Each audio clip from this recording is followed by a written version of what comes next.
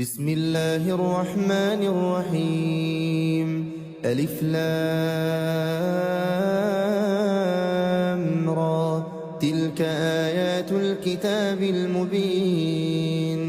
إنا أنزلناه قرآنا عربيا لعلكم تعقلون.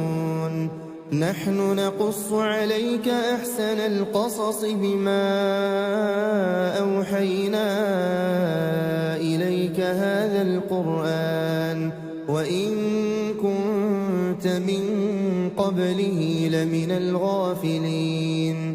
إذ قال يوسف لأبيه يا أبت إني رأيت 11